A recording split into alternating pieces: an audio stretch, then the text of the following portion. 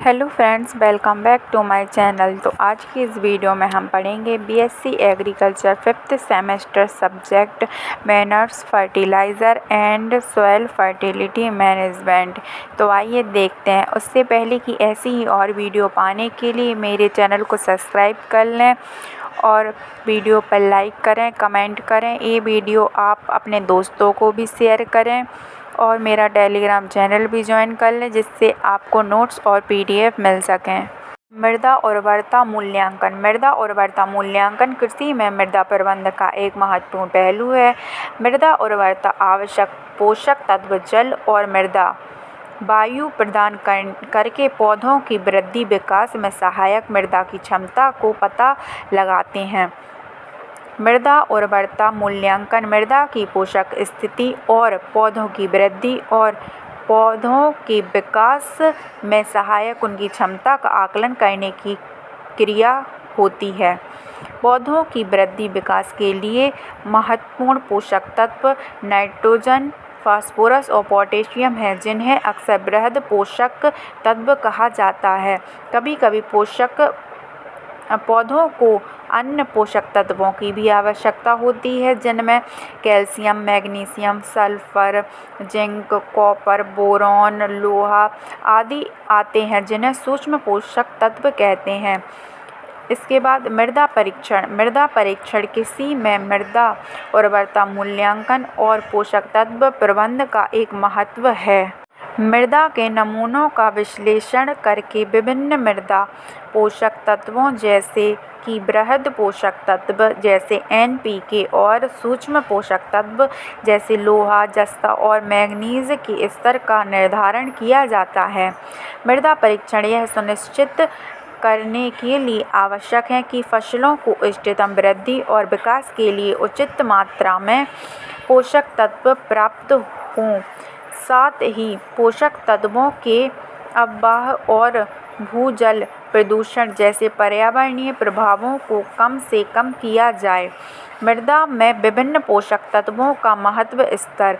Nitrogen. अधिकांश फसलों के लिए मृदा में नाइट्रोजन का महत्व स्तर 25 से 30 ppm भाग प्रति मिलियन के बीच होता है। मक्का, ज्वार जैसी कुछ फसलों के लिए यह महत्वपूर्ण स्तर इससे अधिक भी हो सकता है, जो 40 से 60 ppm तक है। इसके बाद है फास्फोरस। अधिकतम फसलों में इसका स्तर मृदा में 10 से 15 ppm होता है। कपास या सोयाबीन जैसी जिन फसलों को फास्फोरस अधिक मात्रा में आवश्यक होता है।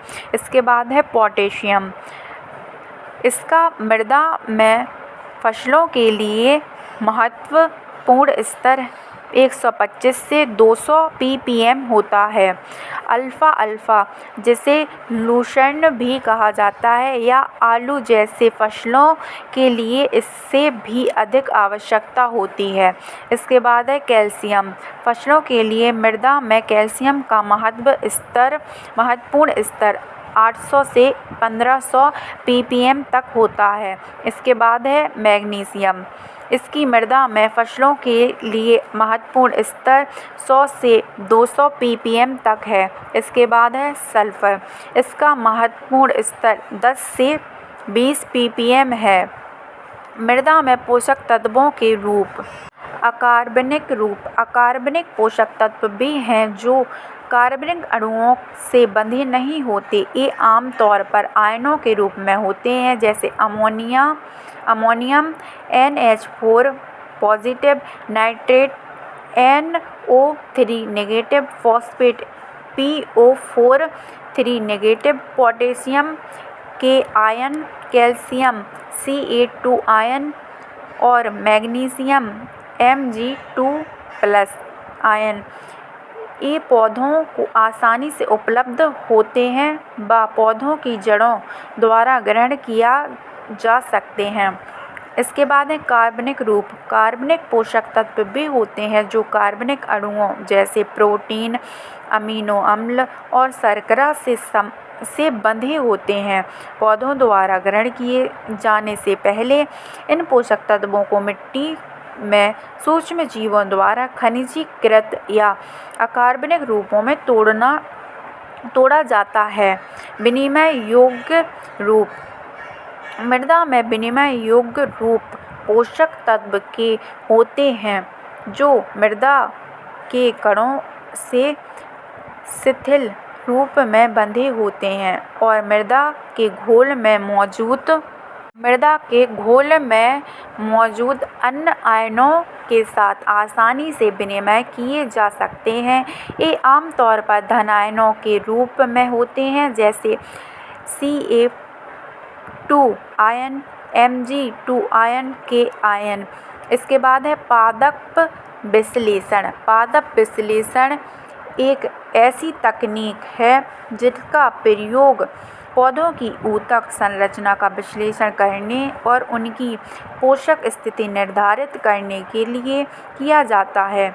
इनमें पौधों के ऊतकों के नमूने एकत्र करना और उनमें विभिन्न पोषक तत्वों जैसे nitrogen, phosphorus, potassium, calcium, magnesium और अन्य सूक्ष्म पोषक तत्व जैसे Fe, Mn, Zn, copper, boron शामिल हैं। पौधों के ऊतकों में पोषक तत्वों की सांद्रता को मापकर उत्पादक अपनी उर्वरक पद्धतियों की प्रभावशीलता का मूल्यांकन करते हैं और पौधों की वृद्धि और उपज को बेहतर बनाने के लिए अपनी प्रबंधन पद्धतियों को समायोजित कर सकते हैं। इसके बाद है तीव्र पादप ऊतक परीक्षण।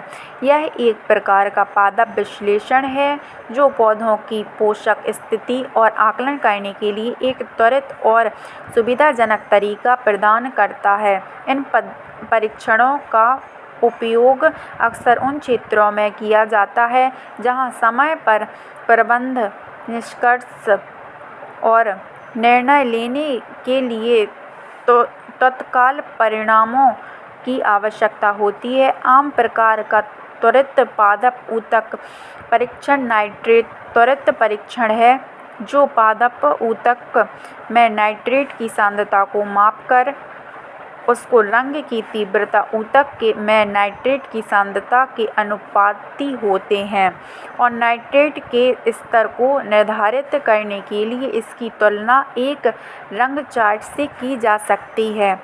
फ्रेंड्स, अगर आप सभी लोगों को ये वीडियो अच्छा लगा हो तो प्लीज़ वीडियो को लाइक करें, चैनल को सब्सक्राइब करें और ये वीडियो आप अपने सभी दोस्तों को भी शेयर करें जिससे उनकी भी हेल्प हो सके। वीडियो पर लाइक करें, कमेंट करें और मेरा टेलीग्राम चैनल भी ज्वाइन कर लें जिससे आप लोगों को नोट्स और PDF मिल सकें। Thank you for watching.